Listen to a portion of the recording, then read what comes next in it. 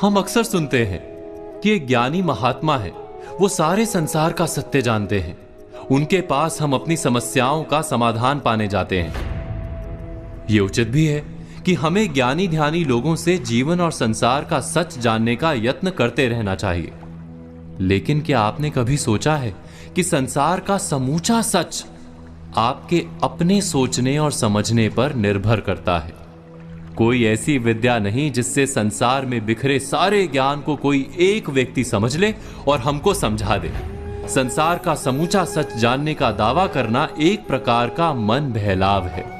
हमारी समस्या यह होती है कि हम अपने काम में आने वाले तथ्यों को ही संसार का सारा तथ्य या सत्य मान बैठते हैं।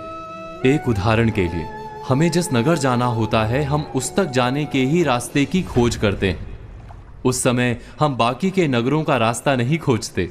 उस खास यात्रा के समय वो शहर ही हमारे जीवन का अंतिम और परम सत्य होता है।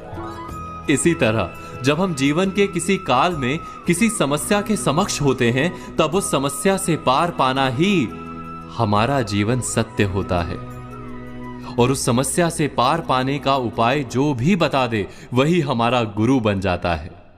हम ये कभी नहीं सोचते कि उस ज्ञानी के पास संसार का सत्य है अथवा नहीं। इस संसार के सत्य को समझने के लिए हम आपको एक कहानी सुनाते हैं।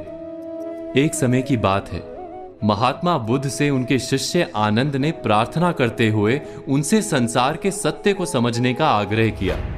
भगवान बुद्ध कुछ देर मौन रहे। वो सब उस समय जिस इमली के पेड़ के नीचे बैठे थे, उसकी डालियां बहुत नीचे तक, लगभग भूमि तक आ रही थी। वो पेड़ महाविशाल और घना था। आनंद उत्तर की प्रतीक्षा में मौन रहे। कुछ देर बाद महात्मा बुद्ध ने हाथ उठाकर उस महाविशाल इमली के पेड़ की एक छोटी सी टहनी से कुछ पत्तियां तोड़कर अपनी मुट्ठी में बंद कर लीं और आनंद से बोले, आनंद, ये महान वृक्ष संसार के समान है और मेरी मुट्ठी में बंद ये कुछ छोटी छोटी पत्तियां मेरा सांसारिक ज्ञान है।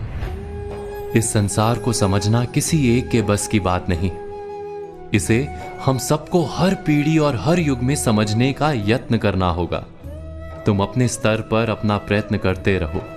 संसार को अपने अनुभव से जानने का यत्न करते रहो।